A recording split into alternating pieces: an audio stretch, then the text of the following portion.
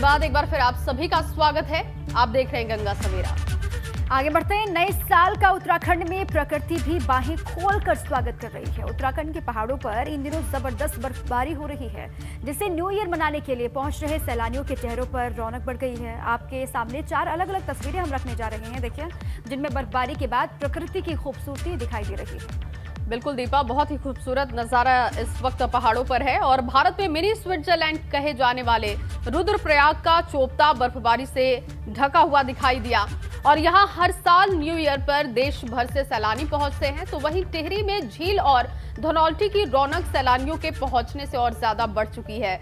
बर्फबारी का मजा लेने के लिए बड़ी संख्या में सैलानी टिहरी का रुख करते हैं और सैलानियों की आमद से स्थानीय कारोबारियों के चेहरे भी खिले हुए दिखाई दिए।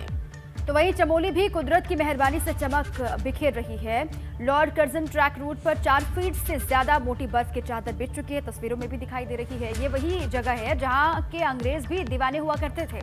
बर्फबारी के बाद यहां भी न्यू ईयर मनाने आ रहे सैलानियों की संख्या काफी ज्यादा बढ़ गई। साथ ही बागेश्वर में हो रही बर्फबारी भी सैलानियों को अपनी तरफ आकर्षित कर रही है। ये 4 तस्वीरें अलग अलग हिस्सों में क्या स्थिति है उत्तराखंड की, वो आप समझिए। बड़ी संख्या में सैलानी यहाँ पर मौजूद हैं और जिस तरीके से बर्फबारी हो रही है, ये सोने पे सुहागा है जो पर्यटक हैं उनके लिए। न्यू ईयर पर गुलजार चोपता हुआ और साथ ही साथ भारी बर्फबारी से सैलानी यहाँ पर खुश दिखाई दिए। दूसरी तस्वीर चमोली की है, तीसरी टिहरी की और बागेश्वर में भी लगातार जो बर्फबारी है उसका आनंद लेते हुए पर्यटक दिखाई दे रहे हैं। न्यू ईयर का मौका अपने आप में खास हो जाता है और इस तरीके से बर्फबारी हो तो और भी सुंदर तस्वीरें। और जहां एक तरफ नए साल का आगाज हो चुका है और उसके स्वागत के लिए हर कोई जश्न मनाना चाहता है, तो वहीं दूसरी तरफ कोरोना का बढ़ता खतरा भी लोगों को डरा रहा है। पिछले 24 घंटे में यूपी और उत्तराखंड में कोरोना ने फिर से रफ्तार पकड़ी है। जहां यूपी में 24 घंटे में 251 कोरोना मरीज पाए गए, तो वहीं उत्तराखंड में भी 88 ये आंकड़ा है। और इसके बाद दोनों ही प्रदेशों में स्वास्थ्य विभाग काफी चौकन्ना दिखाई दे रहा है। यूपी में कोविड के मामले बढ़ने की रफ्तार 4 दिन में 4 गुना से ज्यादा हो गई है, आप समझिए। 28 दिसंबर को यूपी में कोरोना के 80 केस सामने आए थे, जबकि 29 दिसंबर को 118 और 31 दिसंबर को 24 घंटे में 193 नए मामले मिले थे। तो अब 31 दिसंबर को 251 नए कोरोना केस मिलने से तीसरी लहर की आशंका बढ़ती जा रही है। 30 के बाद 31 की तारीख में आप देखिए किस तरीके से मामले बढ़े हैं, जिसको लेकर सीएम योगी ने खुद कमान संभालनी शुरू कर दी है। सबसे ज्यादा 61 नए मामले नोएडा से सामने आए हैं। वहीं यूपी में ही नहीं बल्कि उत्तराखंड में भी पिछले 4 दिनों में कोरोना ने रफ्तार पकड़ी है और दिन पर दिन प्रदेश में कोरोना मरीजों की संख्या भी बढ़ती जा रही है।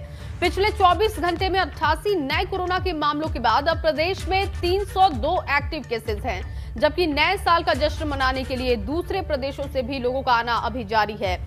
हालांकि प्रदेश में पाबंदियां लगाई गई हैं, लेकिन कोरोना के बढ़ते मामले मुश्किल बढ़ाते हुए दिखाई दे रहे हैं।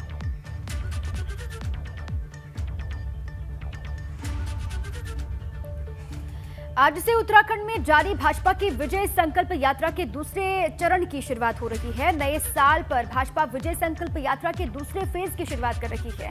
ये विजय संकल्प यात्रा प्रदेश के 27 विधानसभाओं में जाएगी। इसकी शुरुआत आज देहरादून से सीएम धामी करने वाले हैं। और दूसरे चरण की यात्रा में केंद्रीय मंत्री नरेंद्र तोमर होंगे, सांसद मनोज तिवारी मौजूद होंगे, केंद्रीय मंत्री अजय भट्ट होंगे, सांसद मीनाक्षी लेखी समेत अनेक पार्टी के बड़े नेता शिरकत करेंगे। दूसरे चरण की विजय संकल्प यात्रा का पहला फेज 4 जनवरी को सीएम धामी की विधानसभा सीट खटीमा में समापन होगा और इसमें केंद्रीय मंत्री नितिन गडकरी और सीएम पुष्कर सिंह धामी समेत कई बड़े नेता मौजूद होंगे और जनसभा का भी आयोजन होगा। वहीं गढ़वाल मंडल की यात्रा 6 जनवरी को उत्तरकाशी में समापन इसका होने जा रहा है, जिसमें केंद्रीय रक्षा मंत्री राजनाथ सिंह पहुंचेंगे। सीएम पुष्कर सिंह धामी भी यहां पर होंगे। पूर्व सीएम विजय बहुगुणा भी यहां पर पहुंचने वाले हैं। साथ में प्रदेश अध्यक्ष मदन कौशिक की मौजूदगी भी यहां पर होगी। तो विजय संकल्प यात्रा जो आगे बढ़ रही है भारतीय जनता पार्टी की, वो अब खत्म होने को है। गढ़वाल और कुमाऊं दोनों ही मंडलों पर लगातार फोकस है बीजेपी के तमाम बड़े दिग्गजों का।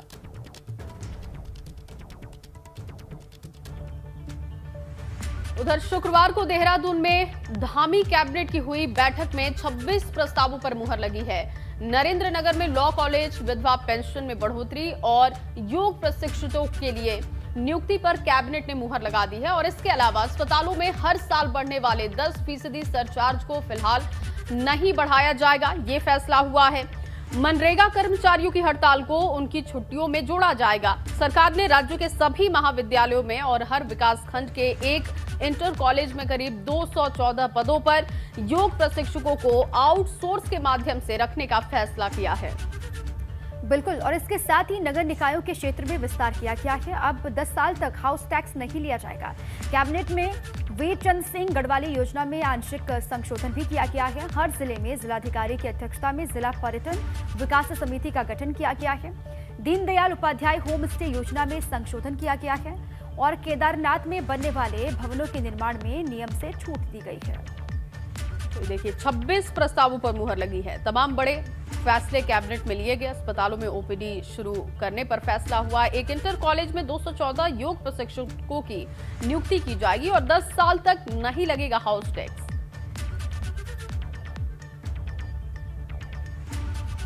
PWD संविदा के प्रकरण पे भी, जो संविदा पे जूनियर इंजीनियर्स काम कर रहे हैं विगत कई वर्षों से, उसके लिए माननीय मुख्यमंत्री जी को अधिकृत किया गया और ये काफ़ी जेद काम कर रहे हैं काफ़ी समय से, तो उनको लिए मुख्यमंत्री को अधिकृत किया है। और इसी तरह पुलिस का जो ग्रेड पे का मामला है, इसमें भी कैबिनेट ने मुख्यमंत्री जी को अधिकृत करने का निर्णय लिया है। विधवा पेंशन को 1200 से बढ़ा के 1400, वृद्धा और विधवा पेंशन जो 1200 थी उसको 1400 करने का निर्णय लिया और जो विसंगतियां बीच में थी कि एक को मिलता था दूसरे को नहीं मिलता था, ये बाइंडिंग खत्म कर दी गई है। जो मनरेगा की हड़ताल हुई थी उस पीरियड में, हड़ताल पीरियड को जो तनख्वाह का प्रकरण था उसको उनकी छुट्टियों में एडजस्ट कर दिया जाएगा। सरकार ने राज्य के सभी महाविद्यालयों में और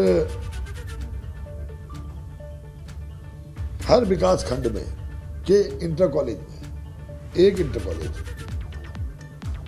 कुल मिलाकर के 214 पदों पर योग प्रशिक्षकों को आउटसोर्स के आधार पर रखने का निर्णय लिया।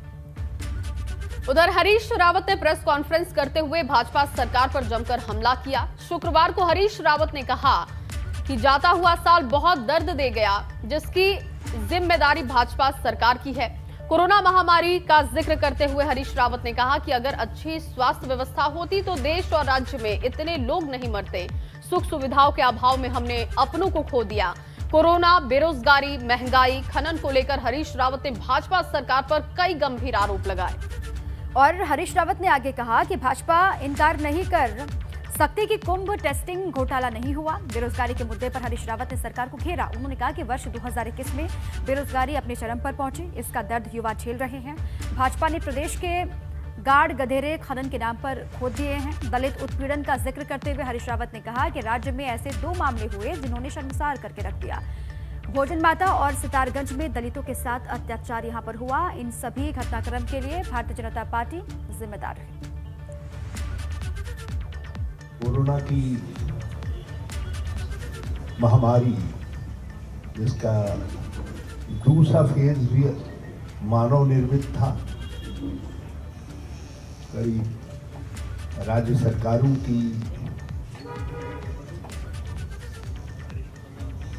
आपराधिक स्तर की लापरवाही के कारण उत्तराखंड, दिल्ली, देश के कई हिस्सों में हमने अपने करीबी लोगों को खोया। देश में ऑक्सीजन की कमी, दवाओं की कमी, बेड की कमी आदि चिकित्सा सुविधाओं के अभाव में लाखों लोग अकाल काल कर गए। उत्तराखंड में साल बीते बीते हमने भ्रष्टाचार को शिष्टाचार बनते देखा, खुलेआम पदों की नीलामी होते देखी, खनन के नाम पर पूरी नदियां, नाले, गाड़ गधेरे खोद डाले गए और सरकार ने खुद एडमिट किया है कि हाँ हुआ है, इसलिए हमने इस UFO को स्थानांतरित कर दिया। अब चलिए आगे बढ़ते हैं, आपको दिखाते हैं धुआंधार 22। कांग्रेस नेता हरीश रावत ने पीएम मोदी के कुमाऊं दौरे पर कसा तंज। कहा, कांग्रेस के समय शुरू हुई परियोजनाओं का पीएम मोदी ने किया लोकार्पण।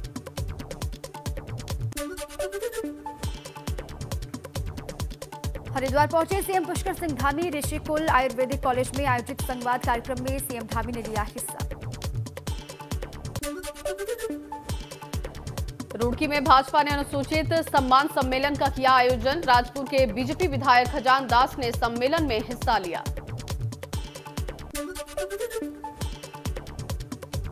दिल्ली के मुख्यमंत्री अरविंद केजरीवाल 3 जनवरी को आएंगे देहरादून। नव परिवर्तन यात्रा की करेंगे शुरुआत। पिथौरागढ़ में बेरोजगार फार्मासिस्टों ने किया चुनाव बहिष्कार का ऐलान। कहा, मांगे पूरी न होने पर कांग्रेस चुनावों का बहिष्कार।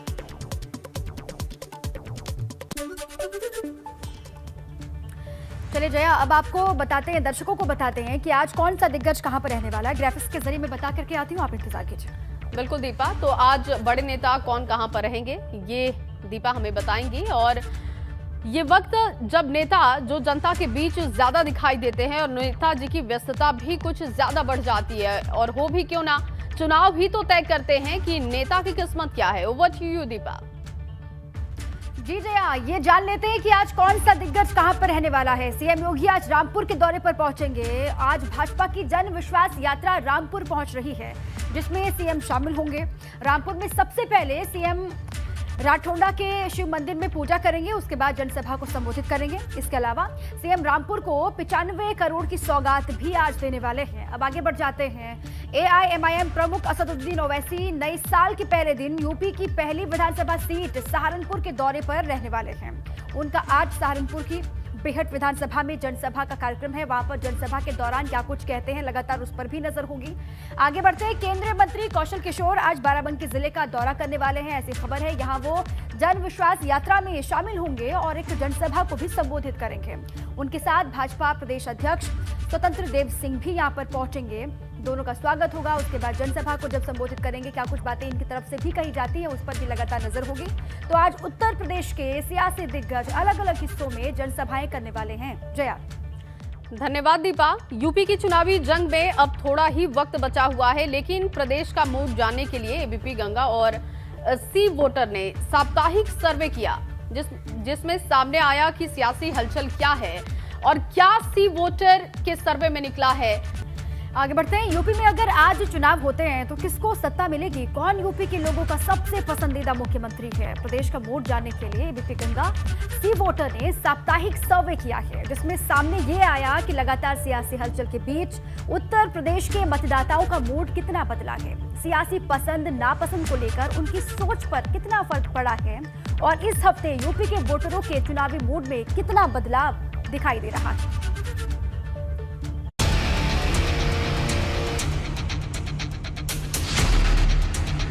उत्तर प्रदेश के सियासी गदर में किस डगर चलने का मूड बना रहा है वोटर? एबीपी गंगा सी वोटर के सबसे बड़े साप्ताहिक सर्वे के जरिए हमने इस सवाल का जवाब जानने की कोशिश की। यूपी में सीएम की पसंद कौन है? इस सवाल के जवाब में योगी आदित्यनाथ को 43% लोगों ने अपनी पहली पसंद बताया। इसी तरह अखिलेश यादव के नाम पर 34% लोग मन बनाते नजर आए। मायावती को 15%, प्रियंका गांधी को 3%, जयंत चौधरी को 1%, जबकि अन्य को 4% ने सीएम का चेहरा माना। सर्वे में अगला सवाल किया गया कि योगी सरकार का कामकाज कैसा है। इस सवाल के जवाब में 43% ने योगी आदित्यनाथ के कामकाज को अच्छा बताया, 21% ने औसत और 36% ने खराब ठहराया।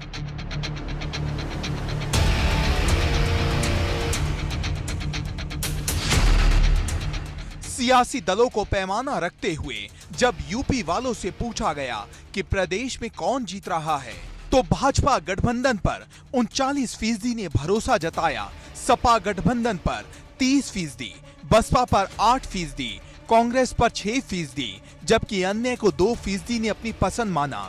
2% ने माना कि नतीजे त्रिशंकु आ सकते हैं।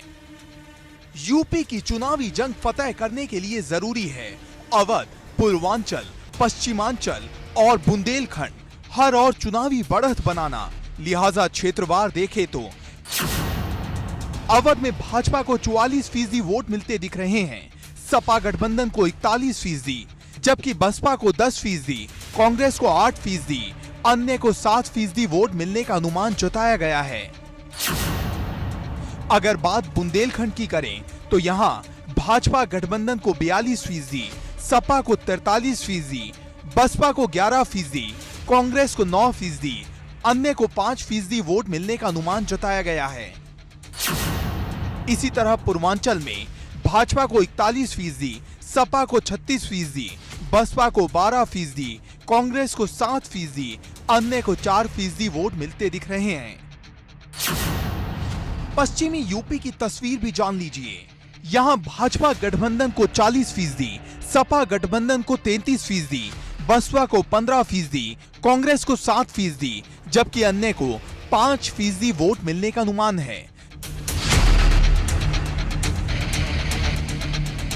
देश के सबसे बड़े संग्राम की रणभूमि बने उत्तर प्रदेश के चुनाव में कौन सा मुद्दा कितना प्रभावी होगा, इस सवाल के जवाब में सर्वे के नतीजे बताते हैं। 17% ने माना यूपी चुनाव में ध्रुवीकरण बड़ा मुद्दा है, 22% ने किसान आंदोलन, 17% ने कोरोना, 15% ने कानून व्यवस्था, 6% ने सरकार के कामकाज, 7% ने प्रधानमंत्री नरेंद्र मोदी की छवि को बड़ा मुद्दा बताया।